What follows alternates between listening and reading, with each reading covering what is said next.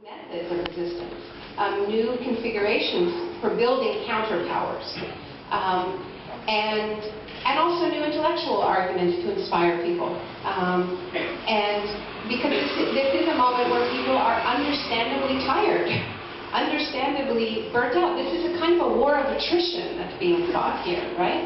Where the Troika is really seeing, if they can outlast the resistance movements in one of the strongest, countries with one of the strongest resistance movements in the world.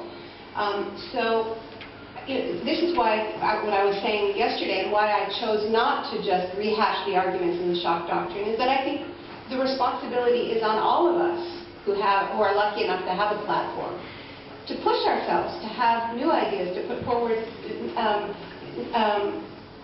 analysis that may wake people up a little bit and think in different ways, precisely because we're fighting a war of fatigue, despair, depression.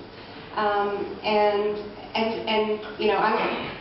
a Canadian. It's not really my role to get that involved in Greek politics. This is something that I'm involved in at home. But I know that there is a sort of faction on the Greek left that believes that this is just a moment to say no, to resist.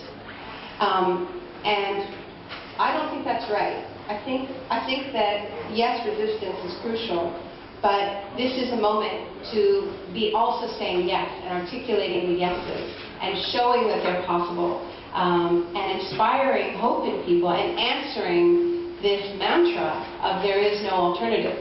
Because from the little experience I've had in Athens so far, and I did spend a day yesterday with the press, with the mainstream press, and I got a little taste of just how powerful this idea is that there is no alternative. I joked yesterday that the ghost of Margaret Thatcher is alive and well and living in Athens.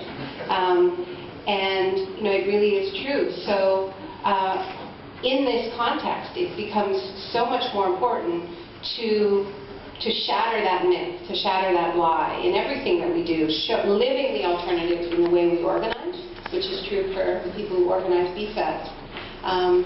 But it's also true for intellectuals, it's also true for political parties.